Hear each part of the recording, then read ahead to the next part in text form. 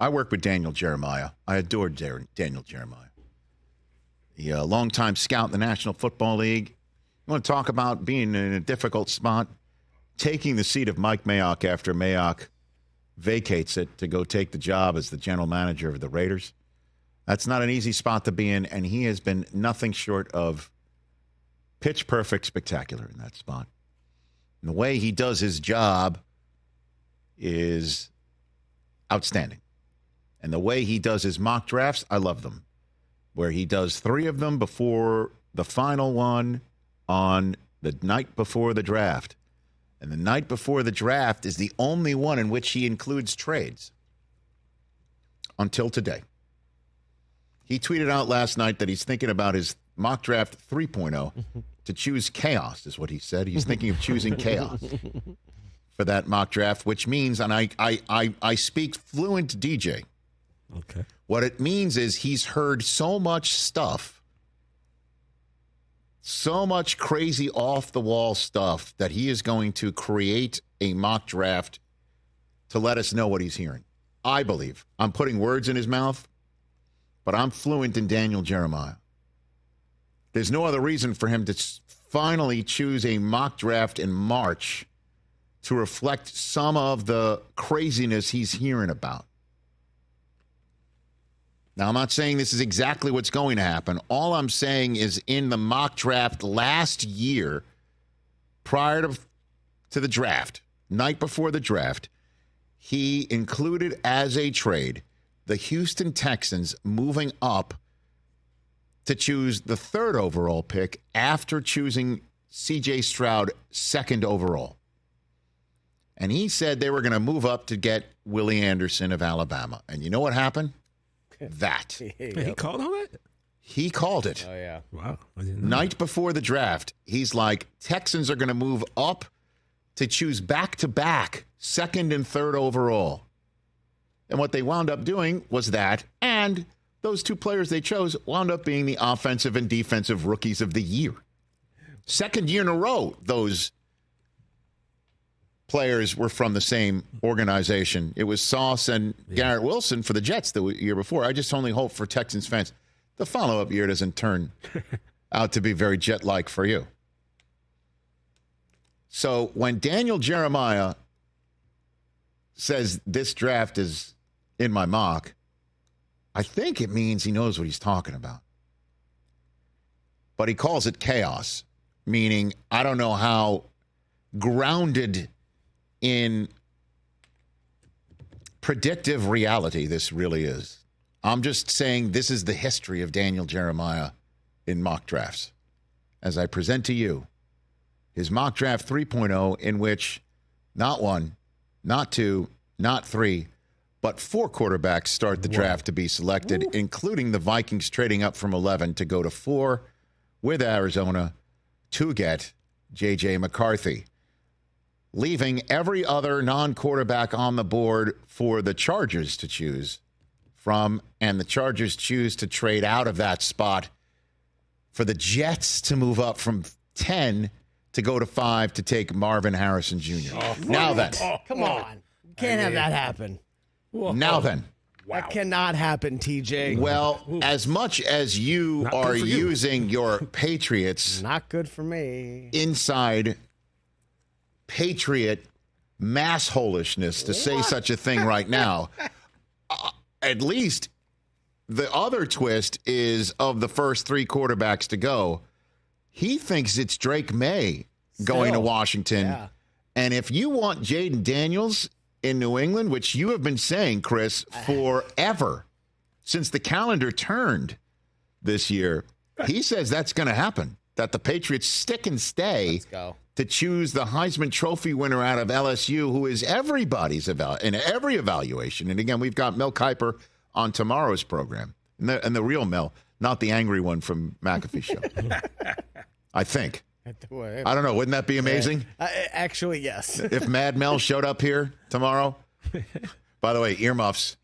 You'd have to be on that dump button, Mike, if that happens. But in all seriousness here, everybody's saying, and you heard Kurt Warner say in hour one, the most pro-ready right now, Louis Riddick, based on on who had the best year last year out of all the quarterbacks. Dan Orlovsky, they would take him number one. That's what Louis Riddick said yesterday. Yeah, and Dan's been saying that for a while. So, yeah, I mean, Jaden Daniels goes 3 of the Pats. So if that happens for you, why can't I have Marvin Harrison Jr. showing up in New York City for the Jets? Because here's the thing, Rich. Like, we like Marvin, and God. good players This go guy. to the Jets, and then their career is just like, what? We don't hear from them again. You know what I mean? They see ghosts. Listen, not all of us. I feel bad. I want Chris, him to succeed. I not get all that. NFL teams can stroll into a 2024 stadium and start KJ Osborne and Kendrick Bourne at wide receiver. Not all of us can do it. Also, Not all of us can try it. Okay, you're going to be able to Okay. root for that man? Like, how would that work for you? Let me tell you something, pal. I once cheered. It didn't work for Vernon Golston. Hey, pal, You know what I mean? listen, tough guy. I once cried like a baby, cheering my head off for Wade Boggs on a horseback in 1996. You shouldn't have done that. Okay? You should not have done that. And by the way, that's not a metaphor for his chicken eating days. He was on a New York City police Wade's horse basically dead to riding me. around the celebrating Yes. a Yankee World Championship in insane. pinstripes, It was which great. at the moment was glorious for me because it was equally as difficult for you to swallow because this was it was way maybe the before worst the moment big of my poppy life. Dave Roberts years when you were still thinking, was it ever going to happen for No, you? never gonna happen. So, yeah, I can be very happy with Garrett Wilson and Marvin Harrison Jr. in green. Two Ohio State guys. Jeez. Yes, sir. Very, No problem at all. very happy with it. Tyrod Taylor's going to throw so Ecstatic many with it. touchdowns to those Okay. guys. Well, hey, I know Aaron will be off the campaign trail by at least week 12. And we were hoping for him to come back at week 12 this past year, so it's kind of all the same. Tarod's just got to do better than Zach. That's all. So, yeah. Happy with that. Would that be insane It's insane. It's insane. if this, in fact, happens? And Can you again, imagine that first hour? Daniel's Oh, my not God. just Daniel. I'm sure I shouldn't be doing this, but I'll just describe to him what I believe because I'm fluent in Daniel Jeremiah. He must be hearing that the Vikings love J.J. McCarthy. And the Vikings also are the team that you would have to choose to do this because they made a trade already to get a second first-round selection. So you package those two first-rounders together,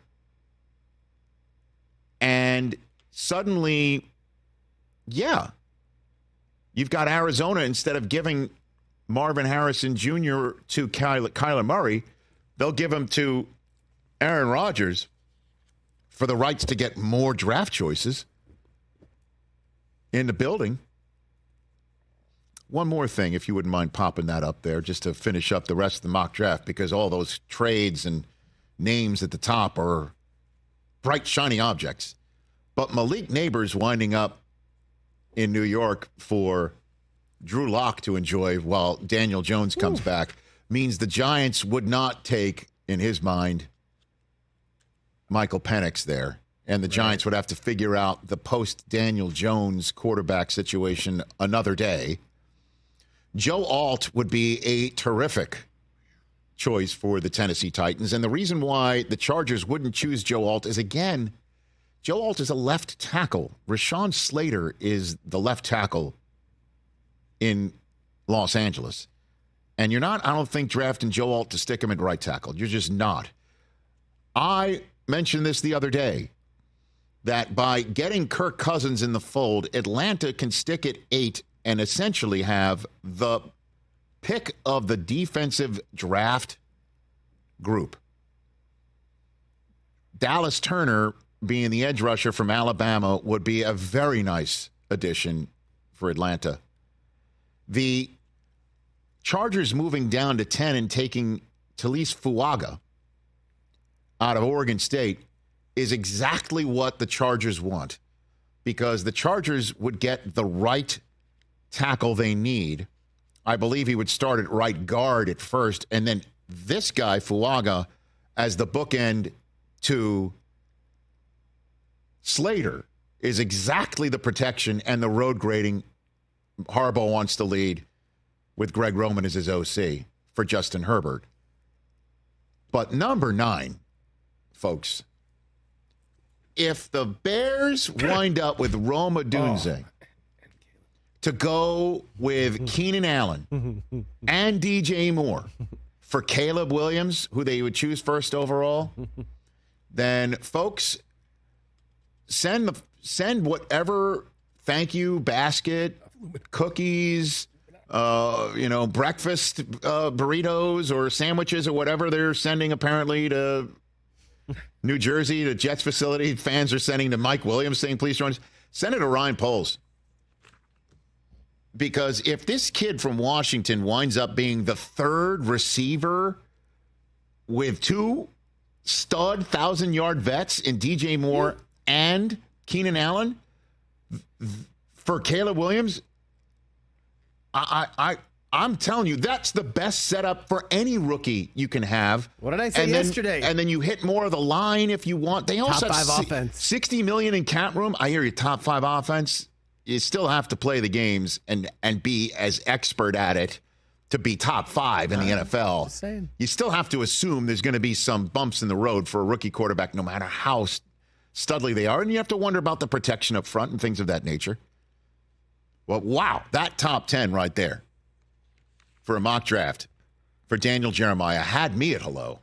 And if that happens in Detroit, I mean, they'll be having an issue in the NFL Network truck on when to roll your first commercial break. Because how the hell are you just going to not sit there and want to watch that uninterrupted for an hour and a half? Oh, my goodness. Last year's number 5 offense was Dallas. You telling me that wouldn't be better than the Cowboys Dude, last year? Come on, man. I'm telling you that wouldn't be better than the Cowboys because it would take some time for a rookie quarterback to all have to play together.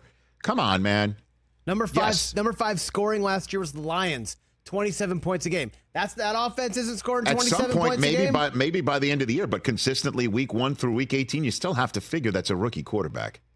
But it would get you excited. Guess what? C.J. Stroud It didn't would look get like a you rookie. fired up. It would get you fired up. No doubt. And yes, I would be very, very happy with 2 Buckeyes playing for the Jets, catching footballs. Yes. No problems at all. Yeah, sure. Why not? You okay, pal? Nuh-uh. Let him go. Let him do it. Catch the Rich Eisen Show every single day on the Roku channel, 12 to 3 Eastern, for free.